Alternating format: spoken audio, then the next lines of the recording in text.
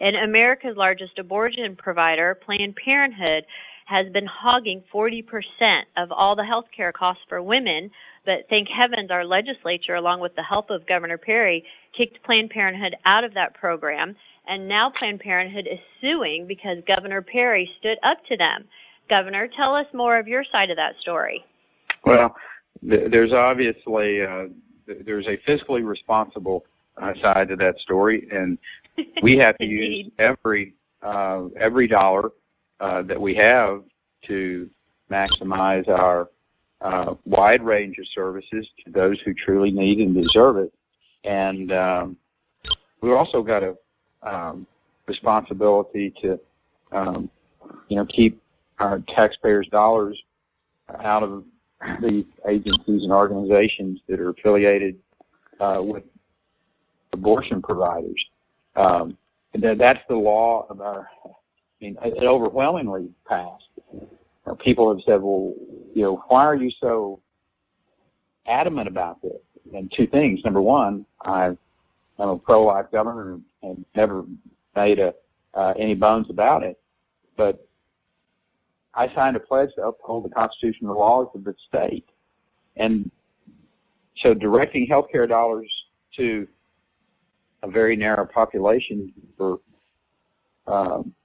limited and controversial services doesn't meet the standard of responsible stewardship, and also the oath of office that I took. So, our state laws and state agency rules prohibit taxpayer funds from being used for abortion. That is not a question. It is the law of our state, and we also prohibit funding for those so-called abortion affiliates.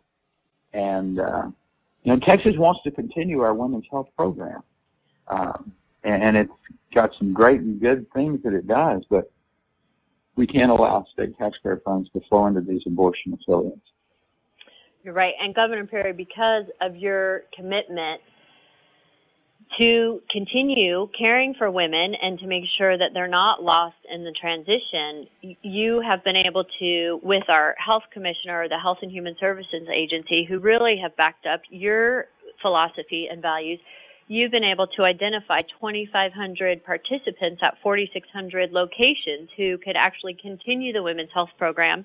And these agencies are not involved in abortion at all. They're actually clean health care providers. That is correct. There's some great participants out there with the Women's Health Program. I think we've got some 4,600 different locations, some 2,500 providers that, as you said, that are there across the state to deliver the types of services. And what we know is that some of these abortion providers, that's what they do. They don't do the other screenings. They don't do the other services that women need to take care of their health. They're in it for the money, and abortions are where they make substantial and frankly easy money. So clearly,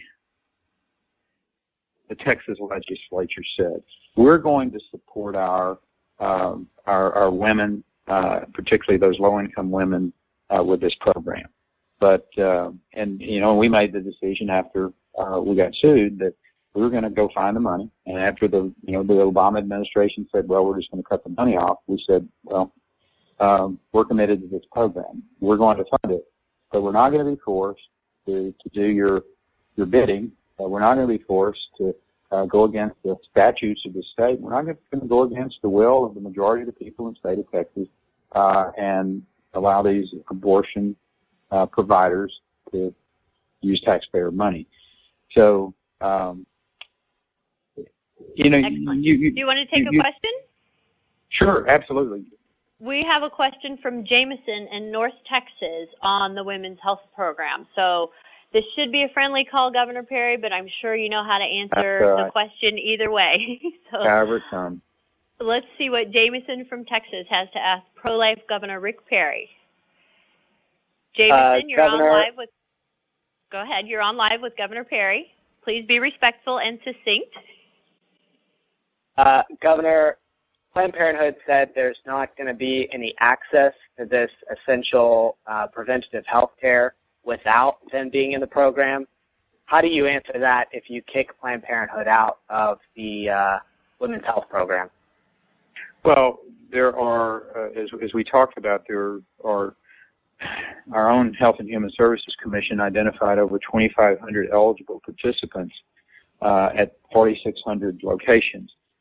Our goal of having a seamless care program in place for women can be achieved without Planned Parenthood. So the idea that you have to have Planned Parenthood, I don't know what the analogy out there would be, but Texans do get to decide. I mean, if there was ever a 10th Amendment grounded issue, seems to me this would be it. Those powers not delegated to the by the Constitution are reserved for the states. And if there was ever a more clear-cut case of the federal government trying to force the states to do something against their will, this Planned Parenthood would, I think, is a great example of it. Of course, there are many and numerous of those, but this is just a very clear example. So the idea that the state picks and chooses between providers all the time.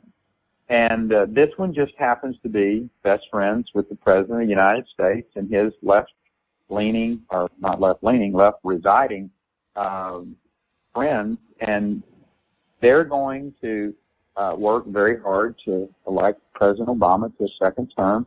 And he's going to do everything he can to force the state of Texas to help fund that effort.